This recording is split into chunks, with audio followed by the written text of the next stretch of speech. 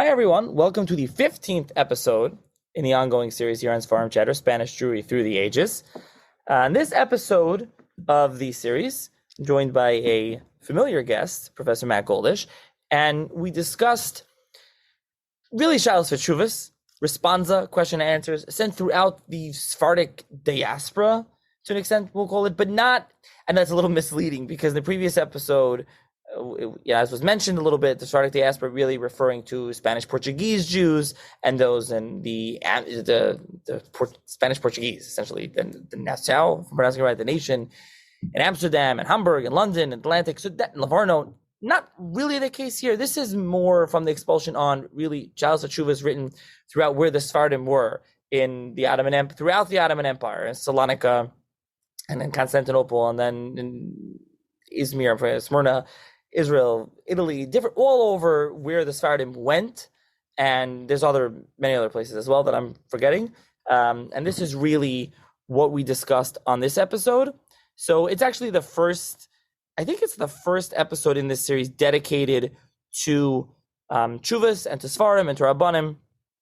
And it's based on Professor Goldish's book, really a very interesting book called Jewish Questions, Responsa on Sephardic Life in the Early Modern Period, which I'll put a link in the show's notes, so you can check that book out, where he really goes through these. It's a translation. There's a long introduction there. A lot of this information, things we've been discussing on previous episodes, and you'll hear on this episode.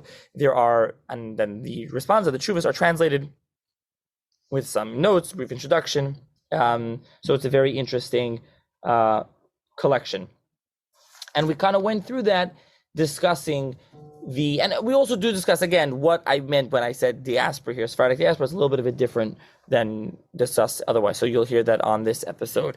After this, we'll get back to the kind of Inquisition, in the South American Inquisition, and some of the other, final loose ends as we really come to the end of this series. I know I've gotten some requests about, are you going to do more, record more? Still perhaps, but not really so much as of now. So after this, again, there'll be South American Inquisition, Lima, and then there might be something on conversos in the Atlantic as well. And then there'll be an episode about the purported cherem, quote unquote, on Spain. There's some other episodes as well. Actually, there's really maybe one or two more in this series to close out. So I've gotten a couple emails. Feel free to continue to email me with comment, especially with feedback on the series and comments and questions. If I can answer, I will. And if you have guest suggestions, feel free, but probably not. I am hoping to do something on Kabbalah, especially Spanish Kabbalah and the Seforim that come out of Spain, and really the Spanish Kabbalah. And that's a big part of Spain that really hasn't been addressed in this series. So hopefully, but nothing's been recorded as of yet, and I'm not sure. Would like to thank, as always, the sponsor of the series, Glock Plumbing. For all your service needs, big or small, in New Jersey, with a full-service division, from boiler changeouts, main sewer line snakeouts, cammering main lines, to a simple faucet leak, Glock Plumbing Service Division has you covered. Give them a call, 732-523-1836, extension 1. Again, 732-523-1836, extension 1. If anyone, just in general, would like to sponsor an episode of the podcast, that's $360. There's a link in the show's notes via PayPal. You can also do so via Zelle or Chase QuickPay. That's seforimchatter@gmail.com. That email's in the show's notes as well. And also, any amount is appreciated. I've said this a bunch of times, but really goes to supporting the podcast, costs of the podcast, and things like that. So any amount you want to send is very much appreciated. Also, if you can subscribe wherever you get this podcast, Apple, Google, 24/6, Spotify. And if you're on Apple, if you can rate and review it. Actually, Spotify also you can rate it, but on Apple, if you can leave a review, very much appreciated. Also, if you can leave a rating, also appreciate that as well. With that, enjoy episode number 15 in the series. Hi, everyone. Welcome to another edition of the Seforim Chatter podcast. On this episode of the podcast, I'm going to be joined once again by Professor Matt Goldish, who is the Samuel M. and Esther Milton Chair of Jewish History at The Ohio State University. And on this episode of the podcast, an episode in the Spanish Jewry, or Jews of Spain series, we'll be discussing, based around his book, titled Jewish Questions, Responsa on Sephardic Life in the Early Modern Period, which is translation of shailos teshuvos from Sephardi Rabbonim until 1750, I think, 1492 till 1750. We'll get into that. But it's going to basically be about kind of Sephardic life post-expulsion. So we'll be discussing post-expulsion, Sephardic diaspora. We'll get into what that means all around the Mediterranean, and kind of all around the world at the time. So thank you, Professor Goldish, for joining me once again. Thrilled to be here. Okay. Let's start off. I guess let's start off with the book, a general question, then we'll dive into really the topic, because here you translated these shailos teshuvos, and it's an interesting thing. It's also Sephardi teshuvos. I've had you've been on in the past to discuss Sabbatianism a lot in Chamdieto, and not they are Sephardi related, but it's not exactly Sephardi teshuvos. So this is a different kind of thing. How'd you get into this, and why did you decide to publish this? Well, I wrote a master's thesis about a Sephardi rabbi named Chacham Yaakov Sasportas. Perhaps you had somebody else speaking about him here. And one of the works of his that I studied in preparing that was his shailos teshuvos, his responsa volume. And I just was completely taken by his teshuvos. They're amazing. It's super interesting. And so here and there, I started looking at other volumes of shailos teshuvos. And I, like I was telling you before we went on the podcast, studying these responsa, these shailos teshuvos, it's like eating potato chips. You taste one and you just can't stop. You just keep going because they're so interesting. And for me, it's Sephardim. That's really the topic that I'm interested in. Ashkenazim are fine. Sometimes they're interesting, but I really like Sephardim. And I just started poring over these books, and I kept finding these interesting stories and topics. And I thought this would be a good subject for a book and a way to kind of get at the life of Sephardim after the expulsion. So shortly before the time of the expulsion, movable type print is invented in Europe. So the early modern period is kind of a perfect age in which to study shailos teshuvos, because they start being printed in the 16th century. In the 17th century, getting into the 18th century, there are hundreds and hundreds of these volumes, and they're full of this amazing kind of picture of Sephardic life after Spain and after Portugal, what happened to people, where they went, what their issues were.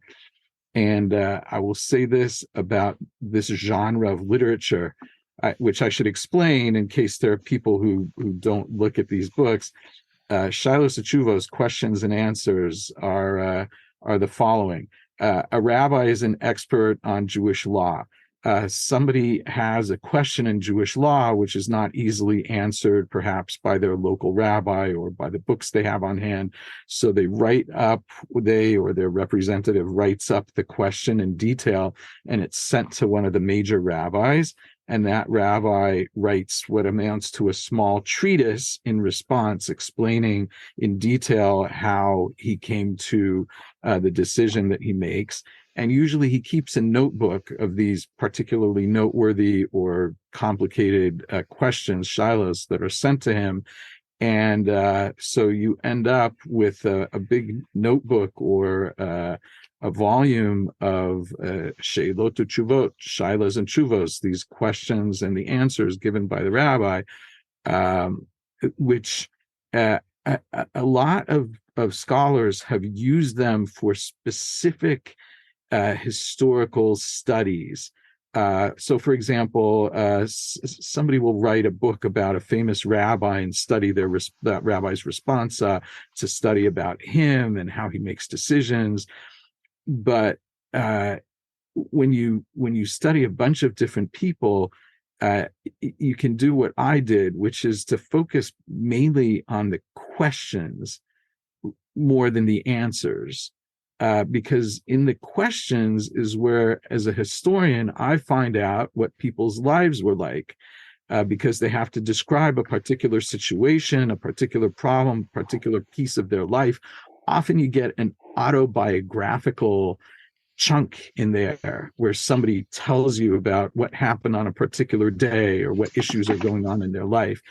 And it's especially interesting because you get an insight, a window into the lives of ordinary people, as well as the wealthier and the more scholarly people. And it is very hard to get at popular culture, at ordinary people in their lives, because by nature, right, many of them are either illiterate or they're not writing books, they're not, right? So it's hard to know what their lives are like. This gives you a window onto their lives. It's just so interesting to read them. For sure. And we're going to talk more about that and how you use that to give some examples. So in the introduction, I guess you give a nice overview. Listeners are familiar from this series already. At this point, we don't have to kind of rehash all of this. The life of the Jews in Spain, and then the riots of 1391, the forced conversions, conversos, the Inquisition, the expulsion in 1492, the forced conversion in 1497 in Portugal. So we can really talk post that. We can pick up, you want to give a brief review, kind of expulsion, post-expulsion, and really then what you're discussing in the book, as you term it, the Eastern Sephardi diaspora, the Western Sephardi diaspora, and then we kind of get these Rabbonim and Sephardim all over the place. Right. And so you can define, and I guess post-expulsion and the Eastern and Western Sephardi diaspora, and the areas under what we're talking about here in the book. Okay, so as your listeners know by now, I'm sure, right? So the Jews are expelled from Spain, or possibly the king and queen hoped that the Jews wouldn't actually leave, they just all convert. But a lot of them left in 1492.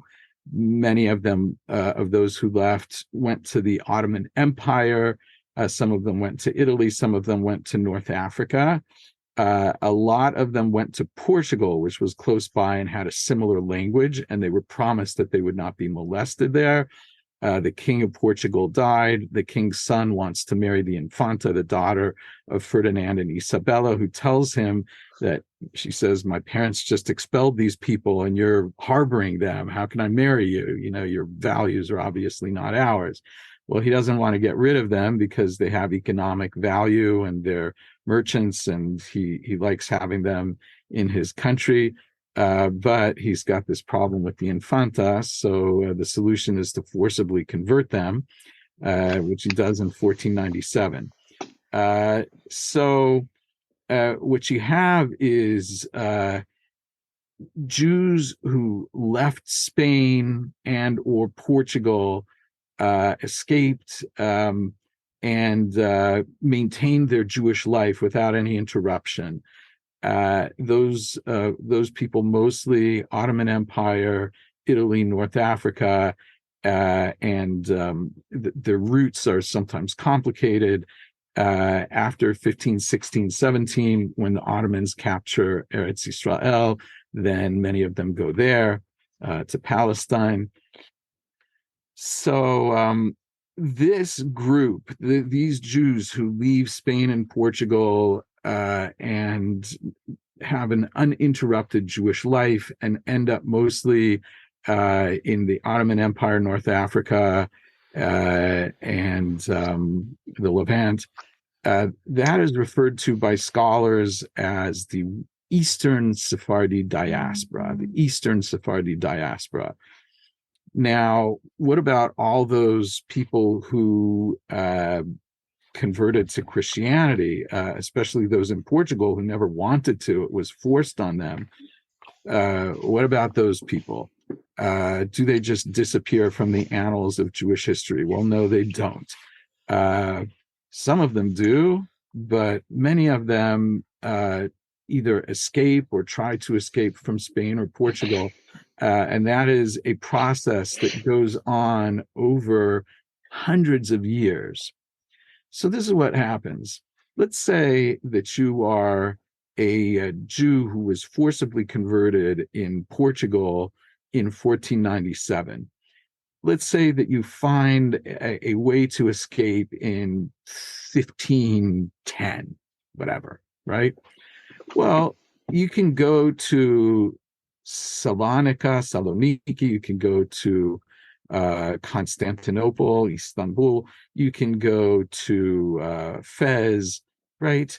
And go back to living as a Jew.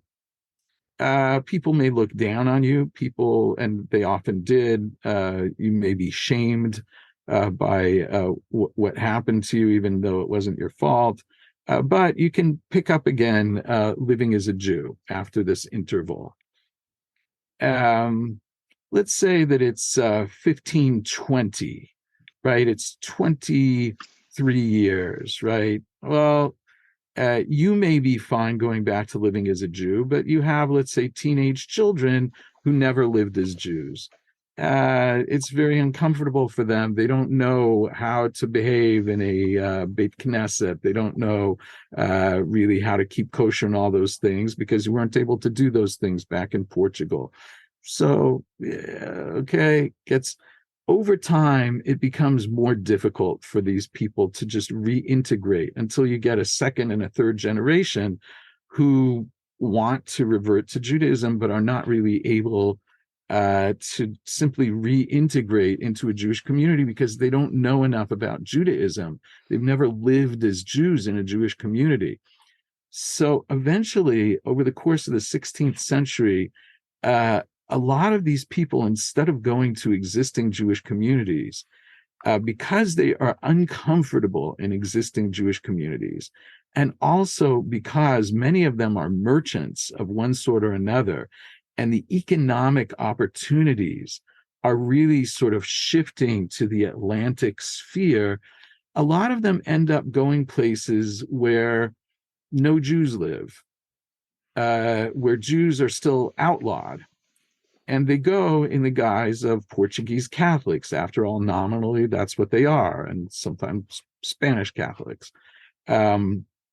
They go and they live outwardly. They continue to do what they were doing in Portugal or in Spain. They live outwardly as Christians, but they secretly revert to Judaism.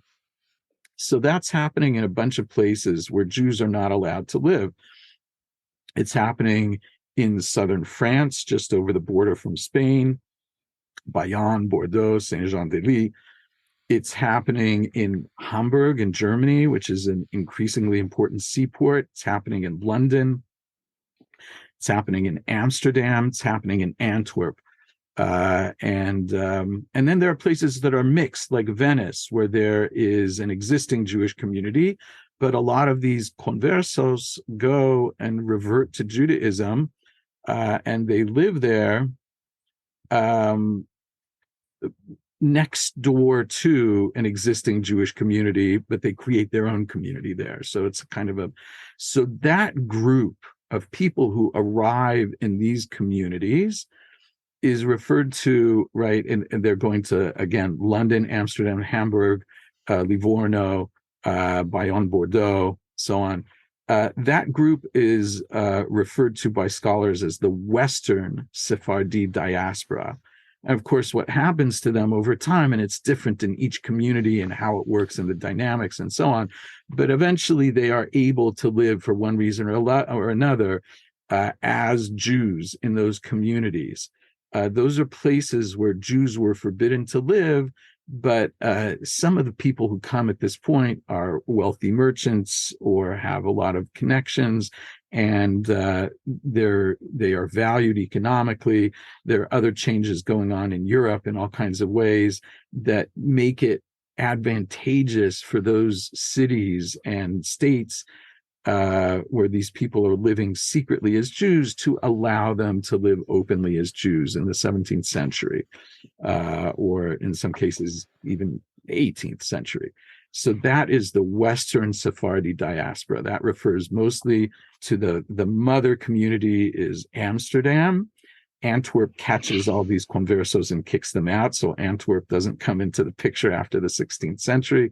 But Amsterdam, London, Livorno, Hamburg, Bayonne, Bordeaux, those are the big centers of the Western Sephardi diaspora. It then spreads out even more because, for example, Amsterdam has colonies in Africa and in the Americas. And so a lot of these people go to those colonies. England also has colonies in those places. So, for example, Jamaica has a very large Sephardi population, and so on. Right. Okay. So, for purposes of our conversation and the book, when we're saying Sephardic diaspora, you're referring to this Eastern and Western diaspora. But that should be clarified that there was a community for a while in Egypt, for example, and that's not Yemen, Temani. People would assume those are Sephardim. That's not what you're talking about. That's not what we're discussing here, right? Well, Egypt and Morocco are complicated because they have communities that exist for a long time. And they are often mixed between Sephardim who arrive whenever they arrive. Maybe right in North Africa, it's already starting in the time of the Ramban, and even before, right, that there are people leaving Spain and coming to those areas. But for example, Morocco, there are also the Jews of the High Atlas Mountains who have been there forever. Right, and there are other Jews who are there who mix with them. To this day, you can tell the difference in the ancestry by the last names. Either they're names that are pre-Sephardic Moroccan Jewish names, and then there are the Sephardic names. Sometimes they're mixed. Egypt, a little less so. Egypt is mostly Sephardim, or at least they kind of control the community. Yemen is a really different story because the Yemenite Jews have nothing to do with Sepharad, which is Spain, right? They are not Sephardim. They are Yemenite Jews. They are a different thing. The Jews of Iran, right, or Persian Jews, they are a different thing, nothing to do with Sephardim. Today, they all get sort of lumped together as Sephardim, but that's, as you say, a misnomer for a lot of these people. And in the communities where there are a lot of Sephardim, again, they are often mixed with the people who are already living there, with the Jews who are already living there. So, for example, there's a group, when we talk about the different Jewish communities, we tend to talk about, well, they're Ashkenazim and they're Sephardim. Maybe we point out that there are Yemenites and Persians who are, a different thing. They're Jews of the Caucasus Mountains. They're a different thing, right? But there's another large group at this time that we're talking about, around the time of the Spanish expulsion, called Romaniotes. Romaniotes are native Jews of the Byzantine Empire. So what's been happening in the 14th and 15th centuries is that the Ottomans have been taking over the Byzantine Empire. So there are all these Jews, these Romaniote Jews who are native to the area, who are not Sephardim. And what happens in many cases is that as the Sephardim arrive with their very strong, very old Sephardic culture, they just sort of overwhelm the Toshavim, or the existing communities. And so everybody starts to speak Spanish after a while. Everybody, that happens some places. Other places, there's tension over a very long time, sometimes hundreds of years, between the existing communities, Romaniotes or North African Jews who were already there for a long time, and the incoming Sephardim. So it's complicated. Yeah, the Romaniote Jews, I was going to mention them as well. You have them in the Balkans, Bosnia and Serbia, and they're in former Byzantine Empire, Corfu, Crete. I guess I've mentioned this a bunch of times in the podcast, but I'll say it again. One of the more famous Romaniote Jews people may be familiar with is the Re'im, Rabbi Leo Mizrahi. He is not a Sephardi. He's Romaniote. His student is Zakan Aaron. I forget his name exactly. Also, it's true. It's from those Romaniote Jews. They daven the Romania. It's a different That's Rabbi nusach. Aaron Halevi. Yeah. Yeah, that's it. There you go. These are not Sephardim. You know, the Mizrahi is not Sephardi. People say the Mizrahi today is Sephardi name. He was not Sephardi. They had different nusach tefillah, different minhagim. You know, not them. And you know, we didn't mention Italian Jews. We used to everyone else besides them. Right, Like right. Italian Jews are a whole other thing, and they're also a mixture. Right, right. Yeah, we shouldn't forget that. Okay, but that's what we're defining as Sephardi diaspora. So you're basically Eastern and Western. It's the Jews who came from Sfarad, who come from Spain, more or less. And that's what we're referring to. Now, a question that goes together is kind of what you said, but just to really drive the point home is, what does it mean to be Sephardi? What does it mean to be Sephardic? These Jews are all over the place. You know, you're writing a book and you're looking at, we're going to talk about Sephardi Tshuvas, so that's Sephardi Rabbonim, Sephardi life. This Sephardi writing shailos, and they're getting answers from Sephardi Rabbonim all over in all these different countries. So what does that mean to be a Sephardi for the people, right? And I will share with you that a conference, I think at University of Arizona, University of Indiana, quite a number of years ago, and then an entire year at University of Michigan at the Institute for Advanced Jewish Studies at Michigan was dedicated to this question of what it means to be Sephardi. Is that even a category? Who is a Sephardi? Right? I got in a lot of trouble with my colleagues for supporting the idea that being Sephardi really is a category. Jonathan Ray says that it's an old rabbinic term that was sort of dredged back up once they're being expelled, just to try and cover who they are, since they don't call themselves that, and so on. So who is a Sephardi is almost as complicated a question as who is a Jew. Very, very complicated question. So I kind of I use the geographic distribution.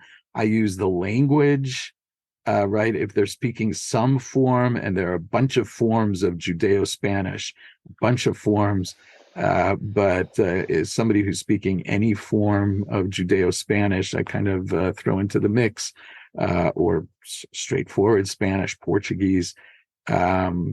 So I have tried to give a very rough and ready kind of answer about who I consider a Sephardi for the purposes of this book, but I am well aware that my colleagues would have a field day ripping apart my quick and easy definition.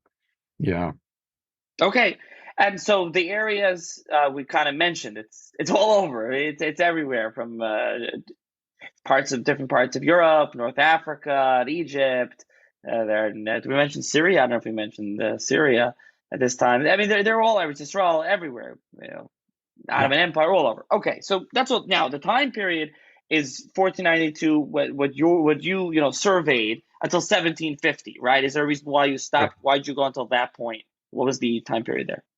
Yeah, I felt that after 1750, we're really entering the modern period, and that Sephardi communities really start to change pretty rapidly and radically after that. It's not an exact moment, but some of the influences from the Haskalah, from German Jewish Enlightenment and European Jewish Enlightenment, make big inroads in Sephardi communities.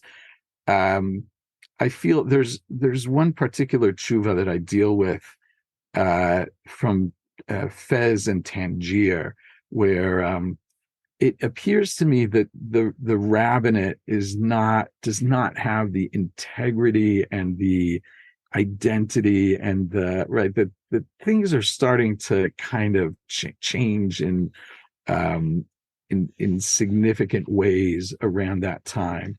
Now, the Sephardim don't sort of modernize along the same patterns as the Ashkenazim at all. Even the Ashkenazim don't modernize the same way as the Ashkenazim. There are different patterns, and this has been the subject of a lot of historical and scholarly discussion. over the last few decades. But the Sephardim, it doesn't look like it does in Ashkenaz. The changes aren't as rapid and radical, and yet I felt that 1750 is kind of a date that I could use to, sort of an easy half-century date, but roughly a time that I start seeing a change in kind of the nature of the communities and the rabbi's authority there and so on. So I just decided that was kind of, that's the nominal end of the early modern period that we talk about. Now, if nothing at all changed among the Sephardim, then that wouldn't be a useful marker for them. But I felt that things are starting to change in those communities at that time. And 1492 is not really an exact moment either, because lots of Sephardim were leaving over the century before that also, and things, right, obviously were in flux. But that's when I sort of pick up the story. Yeah, we have the riots of 1391, the Rivash leaving, other Rabbonim just leaving Spain at that time.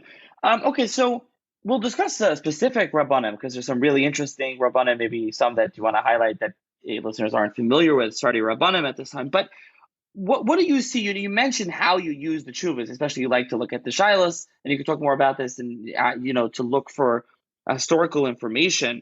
But what do you see from these tshuvas showing the interconnected? I guess that there's the interconnected aspect, and then there's the local kind of aspect of the Sephardi Jews, the Sephardi communities. Right. These communities are deeply interconnected, especially at the economic and rabbinic elite levels. There's lots of travel, lots of merchants, so people moving back and forth, ideas moving back and forth, ships carrying letters and so on. And even the kind of sharp distinction that's been made, for example, by my teacher, Yosef Kaplan, for kind of to clarify the difference between Eastern and Western Sephardi diasporas, even that distinction is not really a sharp distinction. There are people moving back and forth between Eastern and Western Sephardi communities as well. So, for example, in many cases, Professor Kaplan has just so brilliantly pointed out that in many cases, those Western Sephardi communities, London, Amsterdam, and so on, they are the first Jewish communities that the people who build them have ever seen in their lives. In other words, they create the community, but they have no model. They have no knowledge of other Jewish communities. So they're sort of flying blind about how to do things.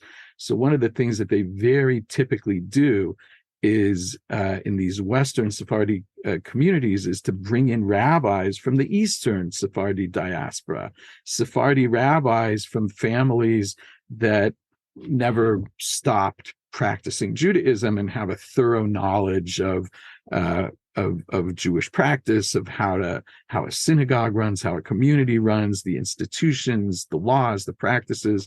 So, for example, in Amsterdam, they bring in Rabbi Pardo from Italy, who's actually a Turkish Sephardi rabbi. He's the first, or one of the first. They bring in Chacham Yitzchak Uziel from Fez, who's a great Talmid Chacham, and kind of scares off some of the people because they can't quite handle that intense level of Judaism with which they're totally unfamiliar. And then they bring in Rabbi Yaakov Sasportas later on, also a North African rabbi. The person that they're most comfortable with is Chacham Shaul Halevi Mortera, who is in fact of Ashkenazi lineage, but was a student of Leon de Modena in Venice, and through various odd coincidences ends up in Ouderkerk outside Amsterdam, burying somebody, and the leaders kind of find him there and ask him. He's I don't know what he is, 20 years old maybe or something at the time, and they can work with him. So you get a lot of interplay. At other times, Western Sephardi figures end up going into the Ottoman Empire for business purposes, going to North Africa and all of this kind of thing. And so there's a lot of mixing, and watching how the rabbis field these different questions and the types of questions which are and which are not asked to them is a super interesting study in itself. Yeah, Rav Shalom Mortera was, like you said, he was Italian but Ashkenazi descent. He was accompanying Yehuda Montalto, the physician, right? That's I right. believe he ended up accompanying him. He was Maria de Crazy Medici's story. physician. Yeah, very Right. odd. Montalto was a converso who was very involved in polemicizing, trying to get his fellow conversos to revert to Judaism. Meanwhile, he's a famous physician, and he's invited by the Medici Queen of France. France is a place where you're not allowed to be a Jew, and yet here comes the doctor for the Queen, and she makes a special exception so her doctor can be there. And my teacher, Dick Popkin, had a whole story about how there were all these sort of Judaizing Christians in her court as a crazy business. Anyway, all kind of surrounding Montalto. And Montalto's assistant is this young rabbinic student from Venice, Mortera. And when Montalto dies, Mortera has to take his body to the closest Jewish cemetery, which is in Ouderkerk in the Netherlands. Yeah. Okay, that's really a Western Sephardi Rabbonim. Eastern Sephardi Rabbonim. I mean, you have here people are familiar with when I was brought so many people from Rabbi Sha'al. You have the Abraham Dibot on the Lecha Mishnah. You'll have the Marie Beirav, Yaakov Beirav, the Smicha controversy, the Rabbi of the Beisesif. Then you have the Mechavivs. You have Blessed Bran Archa, the Mechon Yishalayim published his Chuvas. Yeshua ben Vanesti was maybe known for his commentary in Yerushalmi. He's the Knesset Agdola's brother. Right. We can go on and on. Go ahead. I'll tell you something about how I selected these Seforim. Part of it was where I found interesting material, but there's interesting material in every Sefer Shailos and Tshuvos pretty much. But I wanted to get in a mixture of known Rabbonim that would be familiar to people, and in some cases their Shailos and Tshuvos have been studied, and then maybe a larger group of lesser known Chachamim, people that sort of fall by the historical wayside, people who are much less known. Typically, if you go into any yeshiva or any big shul, there are certain volumes of Shailos Tshuvos that are there. And I wanted to use one or two of those, but to use a whole bunch that most people, even Talmidei Chachamim in the yeshivas, might not have heard of. So I tried to pick those, and luckily, many of them have some incredibly interesting stories. And I was really all about the story. I was really all about what is the story that we get out of the Shaila? What do we learn from there about these people and their lives? Yeah, and I mentioned some of them. I'm trying to think of it. Obviously the Beisesif Carol you have in here. I'm just looking through in the beginning you have a list of a short bio of each one. I mean, some of these have new editions of Seforim today, and they may be in libraries, maybe people are familiar, like Tom Ibn Yichya. People probably don't know of his Chuvas. There is a new edition of his Chuvas at one point, I think, from Machon HaKtav. So there definitely is. You obviously have Yaakov Chajiz, Katanas.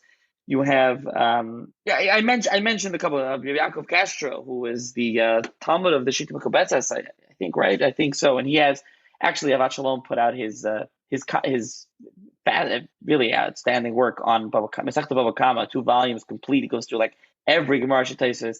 We have something from him on Masech Beitza, and he also has things on Shulchan. I mean, just picking one. I mean, there's so many in here that you kind of picked out. So, I mean, I don't know if you want to give some examples. You have some very interesting shailos and chuvas in here. If you want to, like you said, sometimes you really want to pull out the shailah more than the chuva. You're trying to show what was going on. I liked one. There's the shortest example in the entire book is about Egyptian Jews who raise civet cats for this civet, this smelly substance that they excrete, which is used in the making of perfume. That Jews were involved in this trade. I just found it fascinating. Like, how would I know that Jews were involved in raising civet cats? Well, somebody asked the Shaila about that.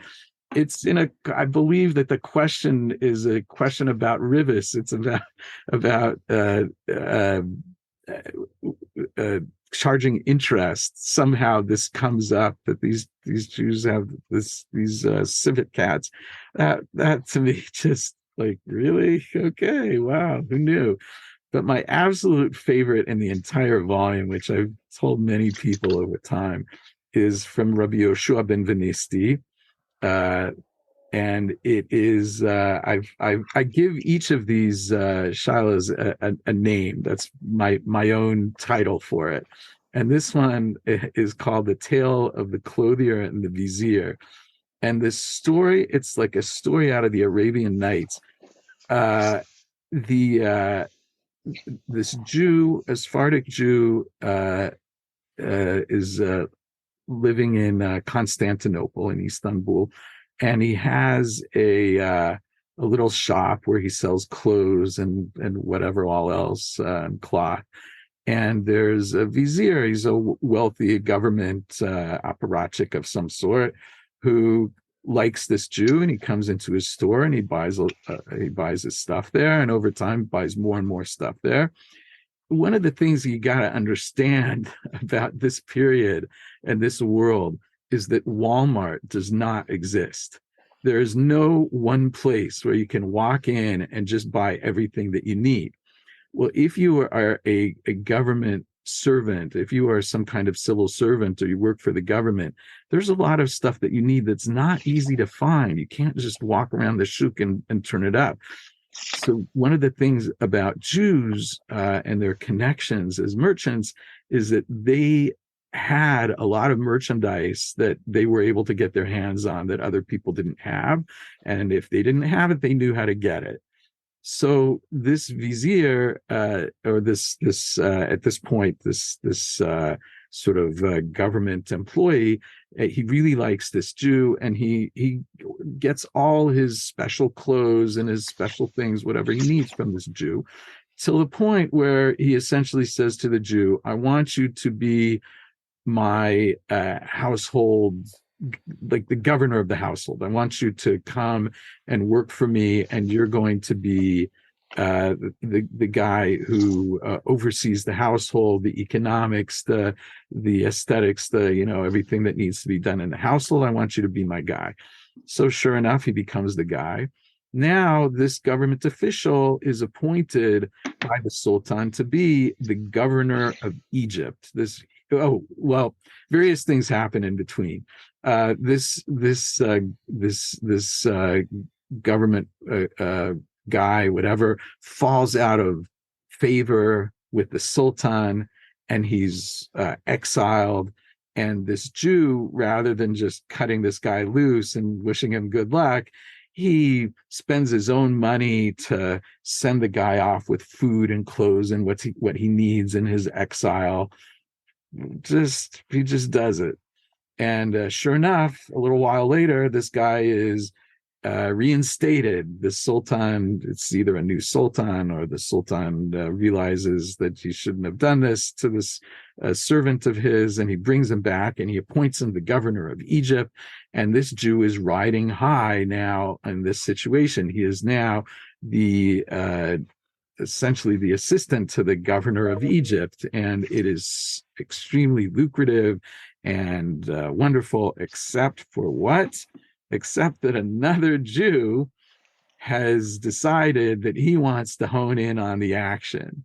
And so he sort of pushes his way in, and he forces this guy to make a compromise with him against his will, because he gets somebody who's close to the Sultan to sort of force this governor in Egypt to take on this other Jew as his assistant. And the whole, just one thing after another. It's like a soap opera what happens with this guy, and back and forth. And the story is just so captivating. It's just and there it is. Part of what's amazing about it is that the shailos and tshuvos are a legal genre. It's a work of law. You're a law student, right? It's not exciting most of the time, right? Brown versus the Board of Education, whatever, Cherokee Nation versus the state of Georgia. Like, the technical aspects are very interesting, but they're not stories, right? Here you are reading these shailos and tshuvos, and you have people's stories about what happens to them in their lives. So interesting. So that's kind of my favorite one. But there are other ones. This guy comes from India, and he claims that he's so-and-so and he needs a divorce. And then it becomes unclear because there's no fingerprinting, there's no government issued photograph ID. So people's identities are very fluid, and it's hard to tell who's who. That's why the rabbis in the Talmud tell you, you got to have the fanai nechtam, and you have to have the henpek and the whole thing, right? Because identity is very hard to establish. So here is this guy who shows up from India in one of the major communities, and he claims he's so-and-so and he needs a divorce from such and such. And then it turns out he's not really that guy, but then somebody else claims, yes, he really is that guy. Crazy. I don't know. They're all interesting that way. Yeah, there are really a lot of really interesting stories. The Civet Cat one, I think, was Yaakov Castro, Ola Yaakov, who I mentioned earlier. There's one here from the Alshech, who you talk about, the woman with a steel welding monopoly. This woman is the steel welder. She is the monopoly. She's the one in the region. She teaches this other guy, and then he goes and he swears he's not going to tell anyone. Of course, he goes into business somewhere else. Right. The interesting, actually, the psak was the Alshech condemns him, but as you says, you wrote Rabbi Yosef Karo and others allowed him to, as long as he just did it himself and he didn't go in business with others. But this is, a very interesting story. There's a lot of other ones. The Great Fire of Saloniki you talk about there. I don't know if you have any other specific ones that you want to just mention here. I got called to task by my colleague Matthias Lehmann for one. So this is an interesting thing about the shailos and tshuvos literature. Most of the time, what you're seeing is actual stories of actual people.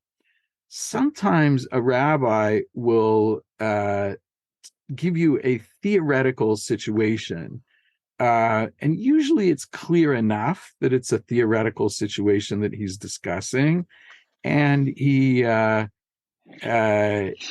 tells you what he would do in that situation, or what would happen, and so on. But sometimes it's not 100% clear whether this is a real situation. And I said in my introduction that I think that you can usually tell. It's usually pretty clear. And Matthias pointed out to me, I've forgotten which case it is, maybe the case of the runaway groom, something, one of those cases at the very end.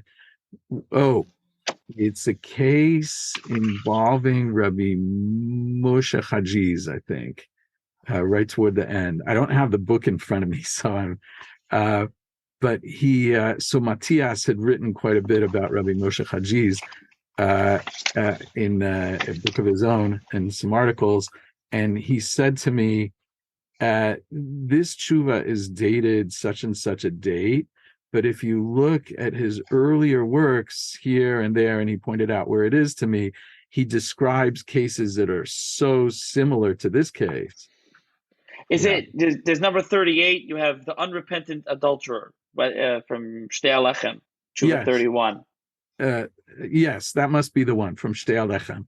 Right, the unrepentant adulterer. Okay, so there are a number of cases toward the end of the book about these unfortunate situations with the family situations. So Matthias basically showed me that one is very likely constructed of a couple of different pieces by Rabbi Moshe Hajiz, but I would say that is a pretty rare situation where you have that kind of confusion. Most of these are clearly very real stories happening to actual people. Yeah. You have some wild. The afflicted bigamist is a wild one. This is an incredible story that really gets to medical issues of the period. This guy he's a Kapichi Bashi. He's like the assistant to a governor, also in Egypt, presumably a different guy than the other one we were talking about. And he leaves. His wife won't go with him to Egypt. She stays behind in Istanbul, I guess. And he gets really terribly sick, and the doctors tell him it's because he's not having marital relations, let's put it that way, that he's really having this terrible affliction, and it's awful, and he describes it in detail.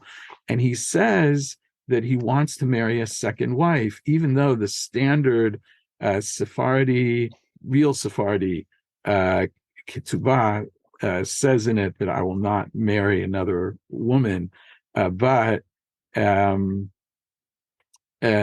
that's the laws that come from Toledo, right? So the sort of the hardcore Sephardi, not everybody in this diaspora is following these rules, but he apparently put that in his ketubah. But he says, I'm getting sicker and sicker, I might die, and my wife won't come, I need to marry a second wife. Right, so the rabbis here, the tshuva is part of what's fascinating, because the rabbis go to the medical books that the doctors at this time are using. This is the 17th century, and we're talking about North Africa. They're still using Galenic medicine, and so the rabbis go to the books of the Arabic commentators on Aristotle and so on, right? In other words, the medical writings of these ancient and medieval figures. This is the best medicine they have at the time, and they say, yes, we have found this affliction, right? This is a kind of melancholy, and right, which meant something very different then than it does now. And yes, this is a real issue for this guy. I remember I presented this shaila and this tshuva to a group in Columbus, and one of the participants in this group is this wonderful lady in Columbus, Gigi Fried, who's a lawyer and a super sharp lady, and she listens to this and she goes, "Matt, come on. This guy just wants to marry another woman. That's all, right? It's just one big excuse for this." But I'm not quite so jaded about it. I look at that, and it's so detailed, and the doctors are involved, and the rabbis essentially can know everything that the doctors know by reading the same books, presumably in Arabic. And so they weigh in. Yes. Unbelievable. Yeah, it's Chacham Yaakov ibn Sur. It's a really interesting one. I mean, there's a whole bunch of others. I can read some of the, like you said, you gave them these titles, but you have Jews accused of heresy, Jews becoming Karaites, and Karaites becoming Jews, bequests of conversos and their status as Jews, converso and the charitable fraternity, monstrous births and marvelous creatures. Oh yes, that's Rabbi Yaakov Hajiz. Super interesting. That's one of the ones that is not an actual shaila of somebody asking a question. That is Rabbi Yaakov Hajiz, who starts out by saying, I gave a psak that this certain fish, I think it's called a skankur, something like that, is kosher. And he said, I started having nightmares about it, and I realized I shouldn't have allowed it. And then there's the case of twins, conjoined twins, that he also goes into.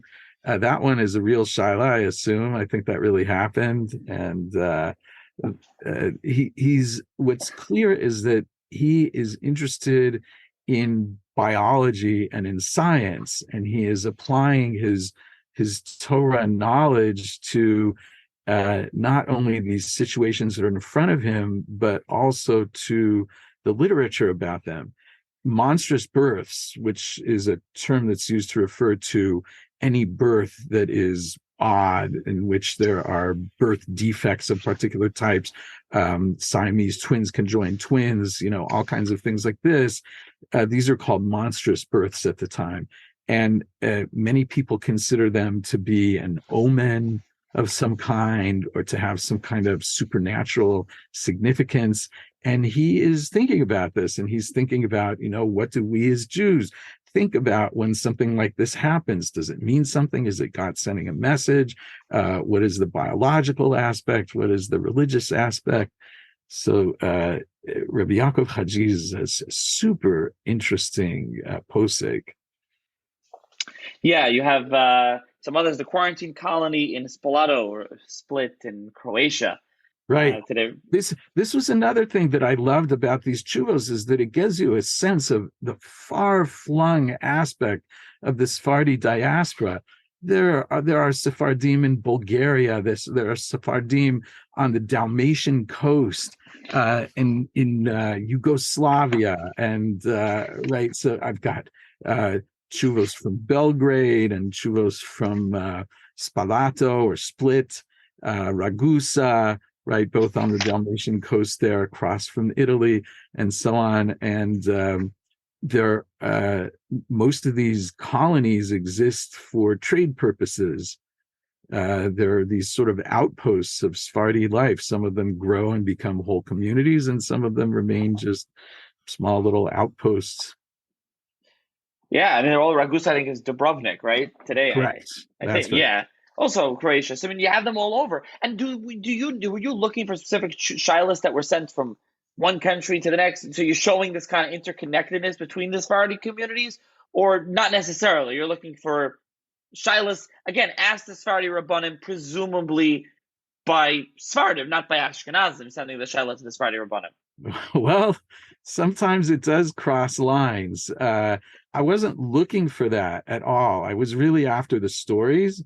But when those types of shailos turn up, where you get the inter-community connections, sometimes it is really, really fascinating. So, for example, after the Khmelnytsky massacres in 1648-49 in Poland, and then the subsequent Swedish invasion of Poland in the 1650s. So there was just a disaster there.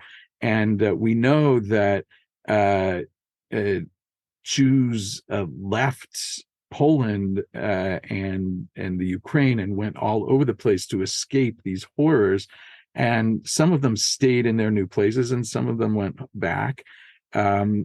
I had not realized just quite how far away they ended up going, but one of these chuvos is about these Ashkenazi women from Poland who end up in Egypt.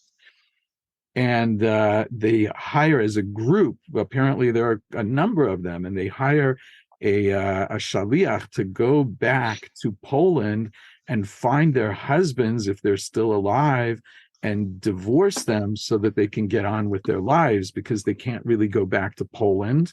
And their husbands, apparently, for whatever reasons, can't come to them, or maybe the ones who could already did, and the ones who can't, they're now addressing.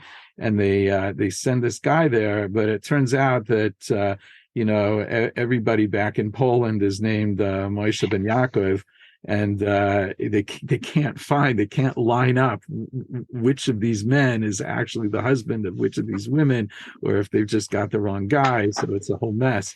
But that was an incredible sort of intercommunal case. The case of the Indian imposter was very interesting, as this guy moves from one community to another and people are trying to establish his identity. And then there's a case of, there are a number of cases of Sephardi merchants who end up far, far from home, including one who ends up in Persia and is killed by bandits or something like that. And they're communicating, trying to establish who this guy is, so that his wife won't be an aguna, and so on. Part of that story is seeing just how footloose these Sephardim are, that they go to these far-flung places to do business, both as a group, for example, to Spalato or to Ragusa or wherever, or as individuals traveling, selling and buying. The story of Tal Aslan is such an example, where you get a sense of these merchants' lives, where they're moving around from one place to another. It's often dangerous for all kinds of reasons. So that sense of the connection between communities and the difficulty in establishing identities was an interesting part of the research, for sure. Yeah, when I saw the Tol Aslan, I just thought of Narnia. I'm sorry, maybe some other listeners as well. There's too much Narnia when I thought of that. I'm like, okay. I didn't know they read Narnia in Lakewood. I wasn't aware. So I mean, there are a number of other ones as well. The fallout from, I think that, what is it? The fallout from a large building. Tall building. Yes. Yeah, from a tall building. Chacham Baruch Angel. I mean, there's other Rabbonim that we did not get to. Rameir Malamed, of David Mildola, and a number of others as well in here. Dayash that we didn't get to. So you really kind of, it's a wide-ranging book with a lot of shailos that you translated in here. But just in general, this book, for anyone interested, there'll be a link in the show's notes. And in general, for anyone interested in picking up tshuvas, let's focus on the Sephardim first. I mean, like you're saying, so using these Sephardi tshuvas, anyone wanted to pick up any Sephardi tshuvas from the time period before or after as well, you just can kind of get a feel for what life was like for them, essentially. Correct. So part of the goal, again, as I said, is to look at Sephardim in their diaspora. In other words, all the places that they went. There are cases here from Amsterdam, from London. There are cases. I don't have anything from the Americas, because as far as I can tell, during this entire period, there is only one tshuva that is addressed to the Americas. It's from the community in Recife in Brazil, about whether they should say Mashiv HaRuach in the season that everybody else is saying it in the other part of the world, because they're in the southern hemisphere and it falls out at the wrong time. So that's a famous tshuva. I did not include that, but the Americas are sort of not, they're apparently not sending a lot of shailos to the old world, but the whole spread of the Western Sephardim and then the Eastern Sephardi diaspora, where it gets to these far-flung places. So part of my purpose was to get a sense of really where these people live, the variety of places, from the most central and most gigantic communities like Saloniki and Kushta to these far-flung outposts, and as I said at the outset, especially also to get a sense of the lives of ordinary people, of the type of people who aren't writing their own books. They're not writing memoirs or introductions to Seforim that they wrote in which they talk about their lives and so on.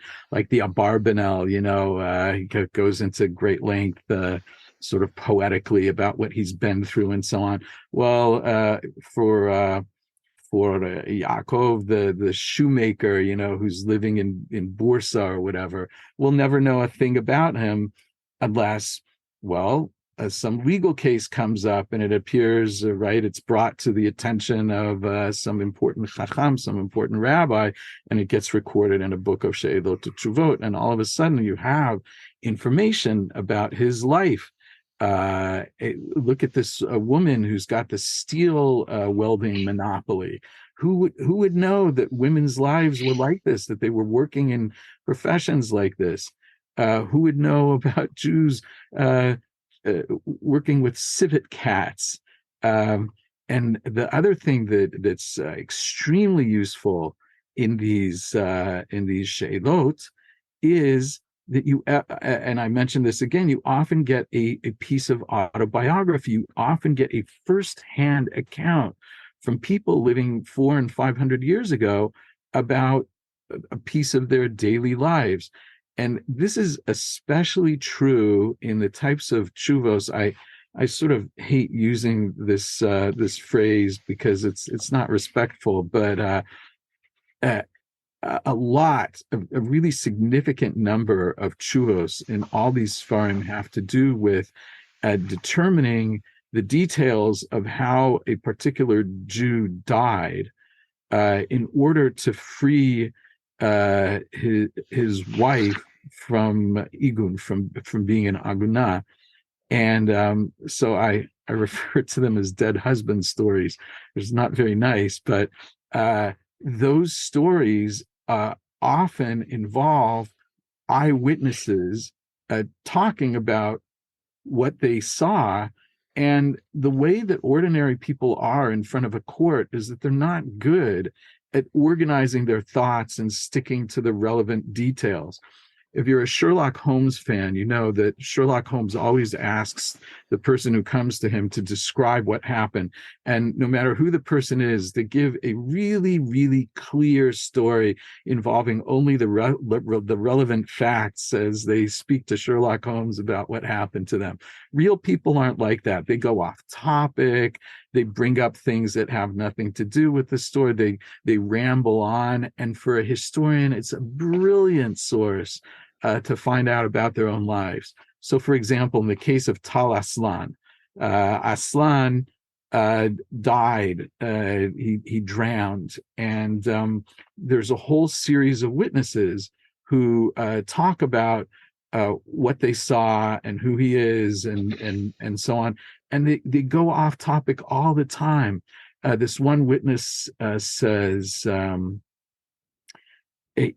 I guess he quotes a non-Jew who's Mesiach Lefi Tumo, which means that he explained what happened without being prompted, which is what you need for that edus to be acceptable. And he says, yeah, Aslan, he's not like these other Jews.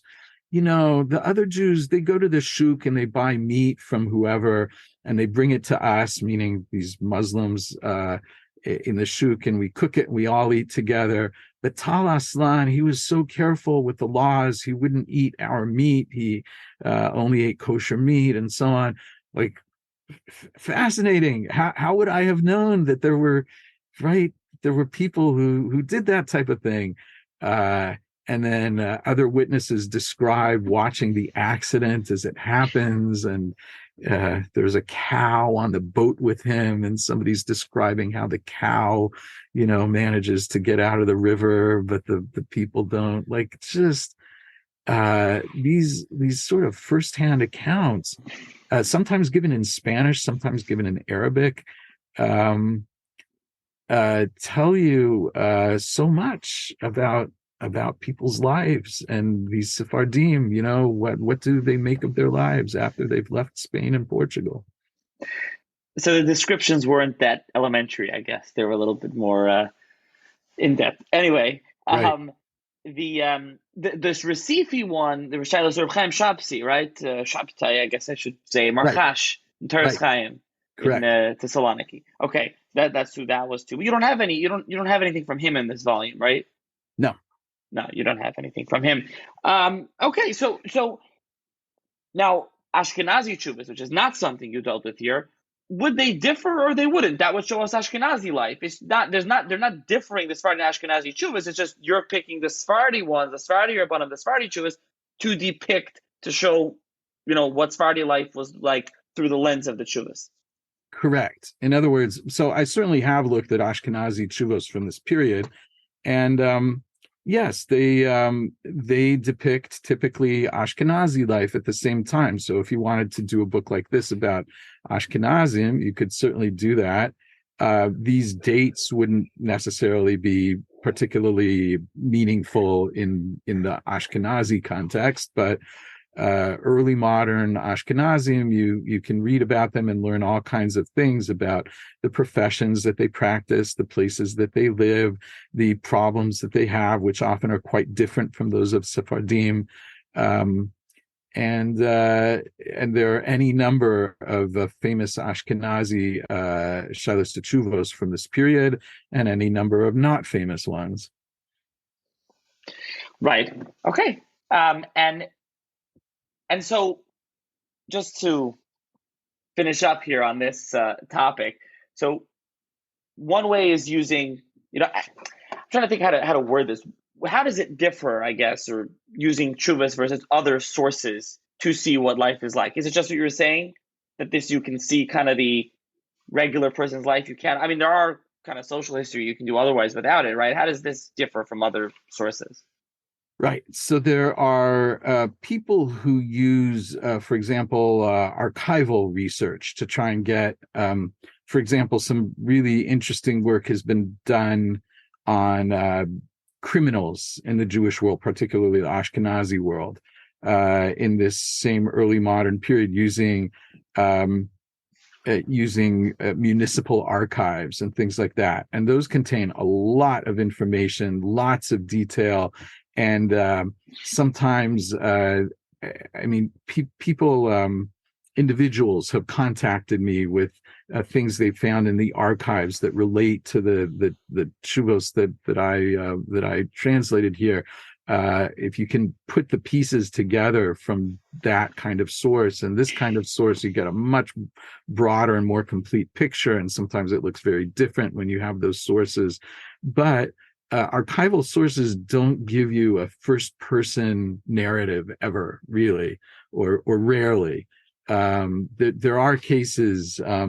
There are some early modern historians who have published some very interesting cases, for example, of individuals coming to beg the court to grant them certain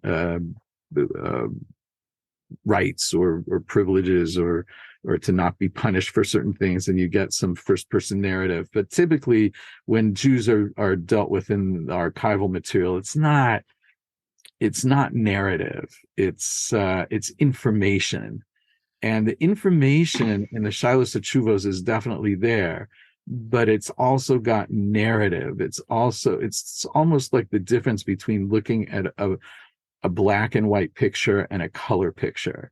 The tshuvos have the color. They have the full sort of sense of people's lives, not full, but much richer sense of people's lives. So in the archives, you may have much more information, much more complete information, details, right? But it's like a black and white picture. It's mostly statistics or an outsider's sort of summary of what happened or whatever it is. There are only newspapers really at the very end of this period in the 18th century.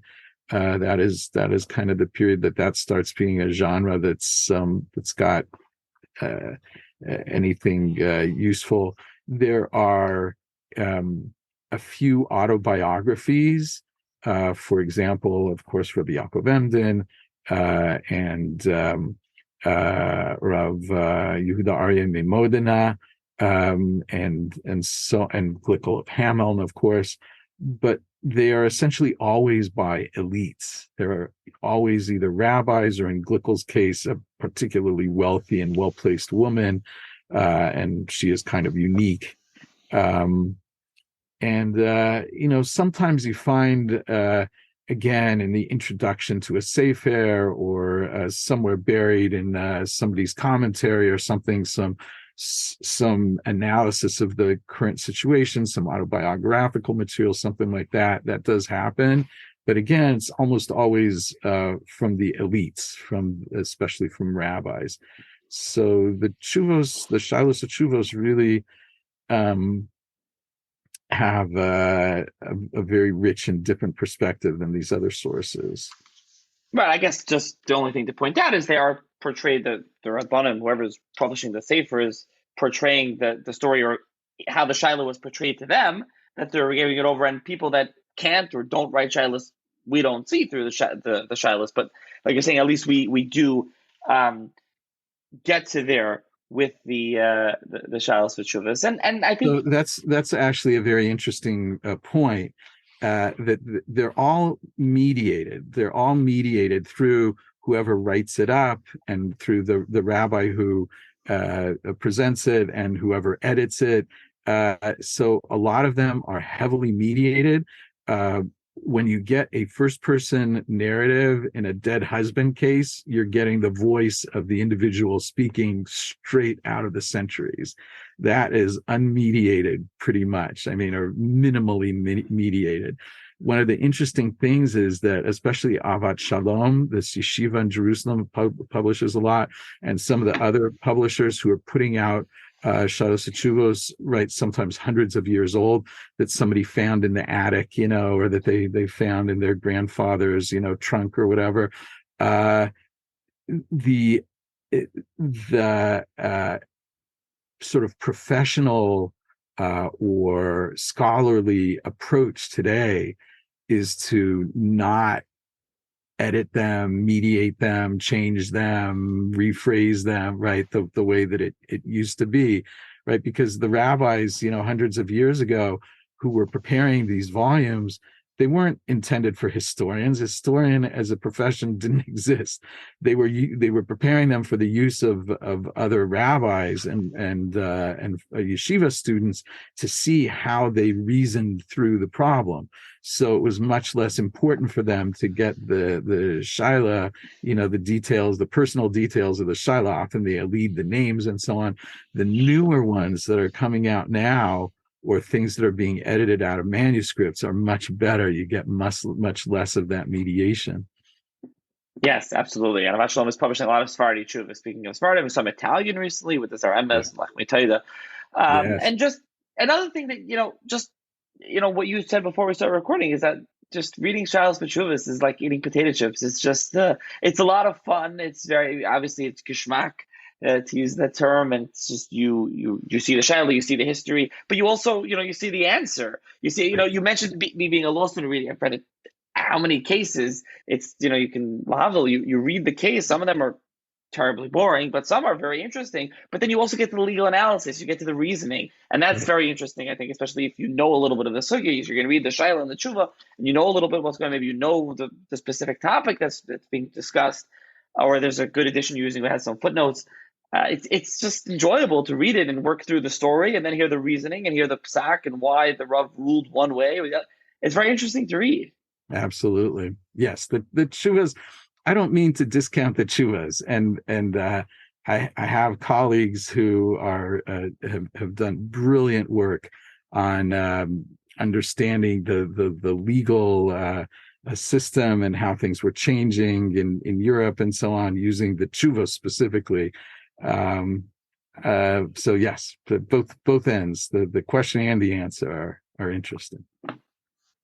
Okay, and just going back way before the tshuvas, I mentioned this, there's a nice general introduction overview of a lot of what we discussed and what's been discussed in other episodes in the series for those interested, like as far as the Eastern diaspora and the Western diaspora, and conversos, expulsion, post-expulsion, all that kind of thing. It's very nice. Then you go through and you translate these shailos, and then you put, quickly summarize the tshuva.